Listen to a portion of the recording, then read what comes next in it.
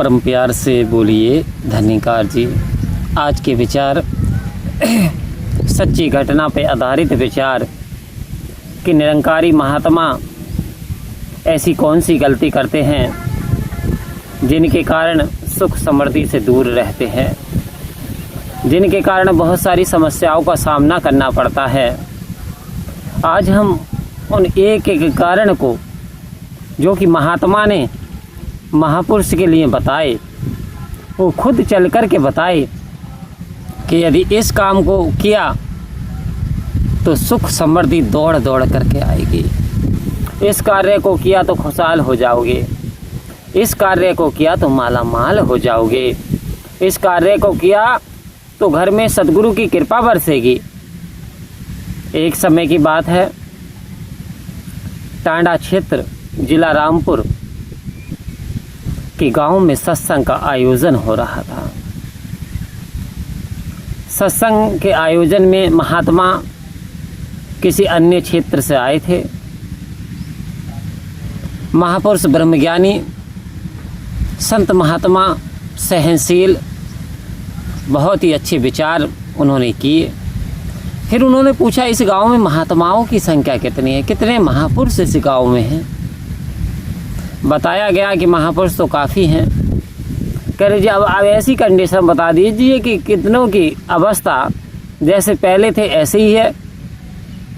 तो कहते हैं जी ऐसे तो 2-4 महात्मा हैं जिनकी कंडीशन 5 साल पहले भी ऐसी थी और अब भी ऐसी है।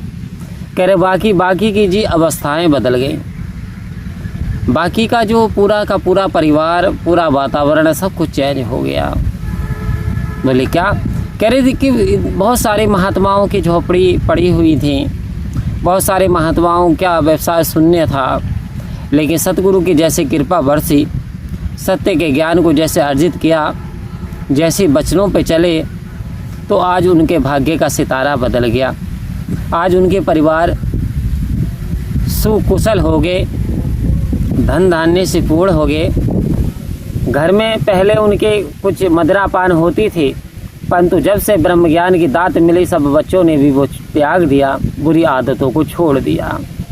महात्मा जी मुस्कुराए, दोनों हाथ जोड़ करके और धन्यवाद दिया, दंडवत प्रणाम पार ब्रह्म परमात्मा ने निरंकार को किया, हे सच्चे पातशाह तेरी बड़ी अपार कृपा है। लेकिन थोड़े ही समय के बाद फिर मायूस भी हो गए, बिल्कुल शांत हो गए, करुणामय स्थिति बन गई। महात्मा बोले अभी तो आप बहुत मुस्कुरा रहे थे, अभी ये क्या हुआ? कहते जी अब उन महात्माओं के यहाँ लेकर के चलो जिनकी अवस्था ज़्यादा ही जर्जर है। तो आओ संत महात्माओं, एक महात्मा के यहाँ पर जब गए तो देखा चारों तरफ बाउंड्री तो है, दीवार है, परंतु छत पर पन्नी पड़ी हुई है, बड़ी क्रिटिकल कंडीशन, जर्जर अवस्था। महात्मा भी आया, दौड़ कर के चरणों में गिर गया, बैठने का इंतजाम कराया, जल का सेवन कराया महापुरुषों को, और फिर हुआ सत्संग का प्रारंभ, सत्संग शुरू। महात्मा जी ने कुछ सवाल उनसे किए कि महापुरुषों आपको कितना समय सत्संग में जाते हुए हो गया? कहते जी मुझे लगभग 4 साल सत्संग में जाते हुए हो गए। क्या आपने ब्रह्म ज्ञान हासिल किया? क्या आपको ब्रह्म ज्ञान सतगुरु की कृपा के द्वारा प्राप्त हो गया? महात्मा जी ने कहा मुझे ब्रह्म ज्ञान मिल गया। तब तीसरी बात आई, क्या आप सत्संग में जाते हैं? कहते हैं जी हाँ मैं सत्संग में जाता हूँ 10वें 15वें दिन। अच्छा, क्या आप, फिर प्रश्न आता है क्या आप सिमरन करते हैं? जी हाँ मैं सिमरन कर लेता हूँ कभी कभी। आओ संत महात्माओं, सत्संग में जाता हूँ, सिमरन कभी कभी कर लेता हूँ। और एक और महत्वपूर्ण बात महापुरुषों ने बताई, क्या आप कुछ चरणामृत लाए हैं या संत महात्माओं को बनाया है? तो उन्होंने कहा ये क्या हो सकता है चरणामृत से? कह रहे क्या हो सकता है, ये पूछिए कि क्या नहीं हो सकता चरणामृत से। आओ संत महात्माओं, कह रहे यही तुम्हारे दुख का मूल कारण है। तुमने सतगुरु के वचनों को पर विश्वास नहीं किया अभी तक, तुमने चरणामृत पर विश्वास नहीं किया, सिमरन भी कभी कभी करते हो। अरे जब कार्य करने से पहले सिमरन करो, कौन कहता है कि काम ना करो? खेत में जाने से पहले सिमरन करो, कोई जॉब कर रहे हो तो उससे पहले सिमरन करो, बाइक चलाने से पहले सिमरन करो, एक्सीडेंट से तक बच जाओगे। आओ संत महात्माओं, ऐसा महात्मा जी ने बताया। और कह रहे हैं ये जो बदहाली है, कह रहे हैं क्या 9 माया आपके याद हैं? क्या 10वां ब्रह्म जो बताया वो इशारा दे सकते हो? बोले मैंने आदेश दिया, मैं मुखी महात्मा हूँ, आप जाओ 10वां ब्रह्म बताओ मुझे। 10वां ब्रह्म क्या है? आओ संत महात्माओं, अब ना तो 9 मायाओं के बारे में पता, ना 10वें ब्रह्म के बारे में पता। आखिर गलती कहाँ हो रही है? ऐसी जीर्ण अवस्था सत्संग में जाने के बाद।